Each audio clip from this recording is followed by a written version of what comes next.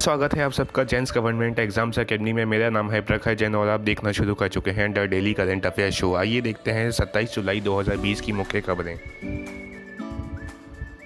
सबसे पहली खबर आ रही है, भारत की पहली शहद परीक्षण प्रयोगशाला की स्थापना। गुजरात में आनंद जिले में राष्ट्रीय डेयरी विकास बोर्ड में विकास की पहली शहद परीक्षण प्रयोगशाला स्थापित की गई है। नई प्रयोगशाला खाद्य सुरक्षा नियामक FSSAI द्वारा निर्देशित मानदंडों के अनुसार शहद का परीक्षण करेगी।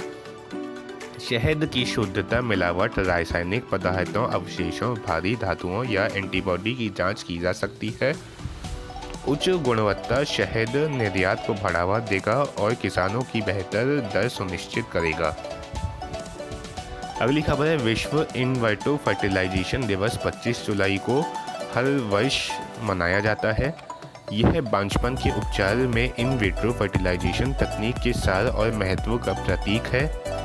39 वर्ष पहले विश्व को अपना पहला टेस्ट ट्यूब बेबी से मिला था जब लुइस ब्राउन का जन्म बॉर्न हॉल में इन वाइट्रो फर्टिलाइजेशन तकनीक के जरिए हुआ था। इस दिन को विश्व में पहले IVF बच्चे के जन्म के बाद विश्व IVF दिवस घोषित किया गया था। अगली खबर है, भारत ने उत्तर कोरिया को लगभग $1 मिलियन अमेरिकी डॉलर की चिकित्सा सहायता दी है। यह वर्ल्ड हेल्थ ऑर्गेनाइजेशन से प्राप्त एक अनुरोध के जवाब में किया गया था। चिकित्सा सहायता कोरिया में चल रहे WHO एंटी ट्यूबरक्लोसिस प्रोग्राम के तत्वाधान में है। WHO यानी वर्ल्ड हेल्थ ऑर्गेनाइजेशन के प्रतिनिधि की उपस्थिति में कोरिया में भारतीय राजदूत अतुल मल्हारी गोडसुरवे द्वारा दवाइयों की खेप कोरिया अधिकारियों को सौंप दी गई। अगली खबर है, इंडियन सुपर लीग को प्रतिष्ठित वर्ल्ड लीग्स फोरम में शामिल किया गया। यह पेशेवर फुटबॉल लीग का संघ है जिसमें प्रीमियर लीग, ला लीगा और बुंडेसलीगा शामिल है। यह वर्ल्ड लीग्स फोरम में शामिल होने वाला दक्षिण एशिया का 7वां और एशिया का पहला लीग बन गया है। वर्तमान में वर्ल्ड लीग्स फोरम के 5 महाद्वीपों के सदस्य हैं जो विश्व भर में करीब 1200 क्लबों का प्रतिनिधित्व करते हैं। अगली खबर है, आलोक मिश्रा ने संभाला MFIN के CEO का पदभार। माइक्रो फाइनेंस इंस्टीट्यूशंस नेटवर्क ने घोषणा की है कि आलोक मिश्रा 1 अगस्त 2020 से इसके मुख्य कार्यकारी अधिकारी और निदेशक का पदभार संभालेंगे। मिश्रा वर्तमान में मैनेजिंग डायरेक्टर गुड़गांव में सार्वजनिक नीति और शासन के प्रोफेसर के अध्यक्ष हैं। वे वर्तमान चीफ एग्जीक्यूटिव ऑफिसर हर्ष श्रीवास्तव से पदभार संभालेंगे, जिन्होंने माइक्रो फाइनेंस इंस्टीट्यूशंस नेटवर्क में 2 वर्ष से अधिक समय के बाद पदत्याग का फैसला किया है। अगली खबर है, कर्नाटक सरकार ने बनाई ये कंपनी। कर्नाटक मंत्रिमंडल ने कर्नाटक डिजिटल अर्थव्यवस्था मिशन के गठन को मंजूरी दी है। कंपनी राज्य में 7000 से अधिक स्टार्टअप, ई-कॉमर्स और अन्य गिग इकोनॉमियों को बढ़ावा देगी। नई कंपनी को कंपनी अधिनियम 2013 की धारा 8 के तहत शामिल किया जाएगा, जिसमें कर्नाटक सरकार 49% और शेष 51% उद्योगों और अन्य हितधारकों के पास होगी। अगली खबर है, गेल इंडिया लिमिटेड और कार्बन क्लीन सॉल्यूशंस के बीच समझौता।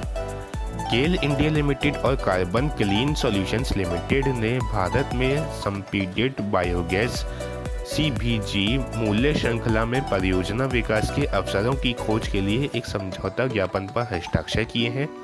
समझौता ज्ञापन का उद्देश्य CBG परियोजनाओं पर संयुक्त रूप से काम करके दोनों कंपनियों के बीच घनिष्ठ रणनीतिक साझेदारी का निर्माण करना है। गेल और CCSL CBG मूल्य श्रृंखला में विभिन्न मुद्दों का पता लगाएंगे। अगली खबर है, राजस्थान को मिलेगा अपना पहला प्लाज्मा बैंक। राजस्थान सरकार अब जयपुर में उच्च संक्रामक कोरोना वायरस रोग से संक्रमित लोगों के लिए राज्य का पहला प्लाज्मा बैंक शुरू करने की योजना बना रही है। बैंक की स्थापना शहर के सवाई मानसिंह अस्पताल में की जाएगी। राज्य में अब तक रिपोर्ट किए गए कोरोना वायरस संक्रमण के कुल मामलों की श्रृंखला 34,178 तक पहुंच गई है, जिसमें 9,029 मरीज इलाज करवा रहे हैं और 25,536 लोग ठीक हो चुके हैं। अगली खबर है, रिलायंस दूसरी सबसे मूल्यवान ऊर्जा फर्म 14 लाख करोड़ रुपए से अधिक की रिकॉर्ड ऊंचाई पर पहुंची। बाजार पूंजीकरण के बाद रिलायंस इंडस्ट्रीज एक्सोमोबिल को पछाड़ते हुए विश्व की दूसरी मूल्यवान ऊर्जा कंपनी बन गई। शेयर बाजार के आंकड़ों के अनुसार यह अब वैश्विक स्तर पर 46वें स्थान पर है। 24 जुलाई 2020 को इसके शेयर की कीमत 2,163 रुपये के सर्वकालिक उच्च स्तर पर पहुंच गई, जो कंपनी को 46वें स्थान पर ले गई। अगली खबर है, बैंक ऑफ बड़ौदा ने लॉन्च किया पेपरलेस खाता। बैंक ऑफ बड़ौदा ने अपने सभी ग्राहकों के लिए एक डिजिटल सेल्फ असिस्टेड ऑनलाइन बचत खाता Insta click saving account launch किया है। बैंक का इंस्टा क्लिक बचत खाता ग्राहकों के घर से प्राप्त करने योग्य डिजिटल पेशकश करेगा। यह खाता ग्राहक के डिजिटल केवाईसी और आधार आधारित OTP प्रमाणीकरण के एक नए रूप का उपयोग करता है। अगली खबर है, भारत में 2030 तक होगी 60% अक्षय ऊर्जा।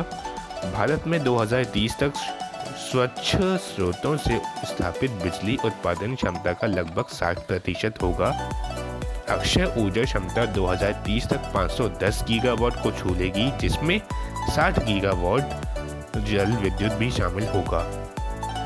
Bending the curve 2025 forecasters for electricity demand by sector and state in the light of covid epidemic नामक एक रिपोर्ट भी जारी की गई। अगली खबर है, पहला in orbit space debris tracking system. एक space track startup Digantara research and technology का चयन IISc बेंगलोर में society for innovation and development seed incubation programme के लिए किया गया है। डिजिंट्रा भारत की पहली वायु और अंतरिक्ष निगरानी कंपनी है। स्टार्टअप को 25 लाख रुपए का अनुदान मिला है, जिसका उपयोग अंतरिक्ष मलबे की निगरानी प्रणाली और कंपनी के विस्तार को विकसित करने के लिए किया जाएगा। अगली खबर है, ब्रिक्स CCI के सलाहकार के रूप में नियुक्त हुए साहिल सेठ। साहिल सेठ को 2020-23 की अवधि के लिए Brazil, Russia, India, China, south Africa chamber of commerce के युवा नेताओं की समिति का मानद सलाहकार नियुक्त किया गया। वे मुंबई कस्टम्स के डिप्टी कमिश्नर हैं। वे 2021 बैच के भारतीय राजस्व सेवा अधिकारी हैं, यानी कि इंडियन रेवेन्यू सर्विसेज। एक मानद सलाहकार की भूमिका स्वैच्छिक आधार पर होती है और इसमें कोई वित्त शामिल नहीं होता है, जो इसे एक पारिश्रमिक रहित नियुक्ति बनाता है। अगली खबर है, ICICI लोम्बार्ड और फ़ोनपे में भागीदारी। फ़ोनपे ने ICICI लोम्बार्ड के साथ साझेदारी में ग्रुप सेफगार्ड इंश्योरेंस के तहत अस्पताल में डेली कैश बेनिफिट शुरू करने की घोषणा की है। यह एक शैक्षिक आधारित समूह बीमा उत्पाद है। यह एक अनुकूलित अस्पताल भर्ती नीति है, जो फ़ोनपे उपयोगकर्ताओं को कोविड-19 सहित चोट या बीमारियों के कारण अस्पताल में भर्ती होने पर एक सुनिश्चित राशि प्राप्त करने की अनुमति देता है। दावे के लिए अस्पताल के बिल की आवश्यकता नहीं है। अगली खबर है, पंजाब मंत्रिमंडल ने किया जल आपूर्ति परियोजना का विमोचन। पंजाब सरकार ने अमृतसर और लुधियाना के लिए $285.71 मिलियन लगभग 2,130 करोड़ रुपए की लागत वाली विश्व बैंक की सहायता प्राप्त नहर आधारित जल आपूर्ति परियोजना को मंजूरी दी है। मुख्यमंत्री कैप्टन अमरिंदर सिंह की अध्यक्षता में हुई कैबिनेट की बैठक में ये निर्णय लिया गया। International bank for reconstruction and development 70% या $200 मिलियन का वित्त देगा। अगली खबर है रिजर्व बैंक ऑफ इंडिया ने जारी समिति की रिपोर्ट।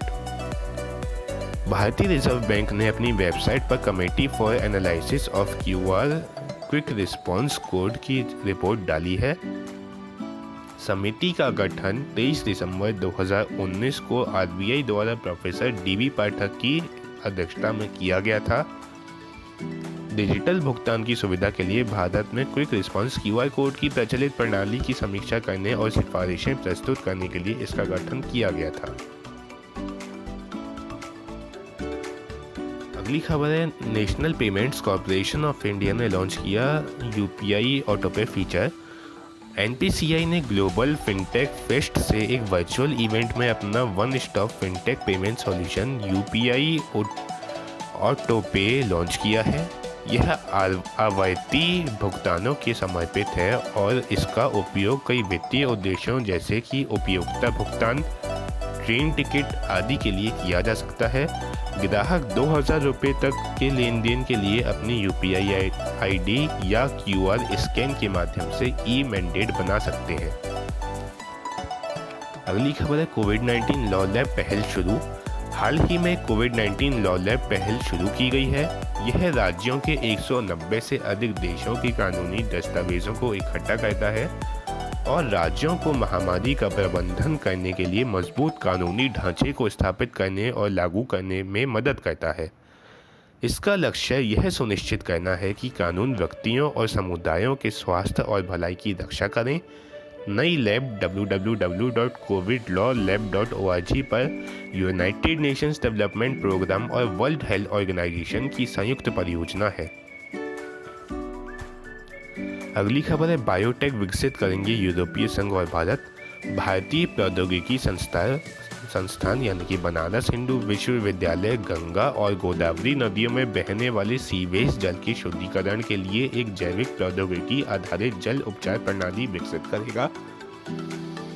यह भारत और यूरोपीय संघ द्वारा वित्त पोषित एक संयुक्त परियोजना के तहत किया जाएगा। प्रायोजित परियोजना स्प्रिंग को जून 2020 से शुरू होने वाले 3 वर्षों की अवधि के लिए वित्त पोषित किया जा रहा है। अगली खबर है भारत का मातृ मृत्यु अनुपात घटकर हुआ 113। भारत का मैटरनल मॉर्टेलिटी रेट 2016-18 में 7.4% कम हो गया है, लेकिन यह अभी भी विश्व स्वास्थ्य संगठन द्वारा निर्धारित सतत विकास लक्ष्य से लगभग 2 गुना है। भारत के रजिस्ट्रार जनरल द्वारा जारी नमूना पंजीकरण प्रणाली SRS के अनुमान के अनुसार 2016-2018 में भारत का मैटरनल मॉर्टेलिटी रेट 113 रहा है, जो 2015-17 में 122 था। आज की खबरों में इतना ही। अगर आपको वीडियो पसंद आई हो तो वीडियो को लाइक करें, ज़्यादा से ज़्यादा शेयर करें और चैनल को सब्सक्राइब करें। धन्यवाद।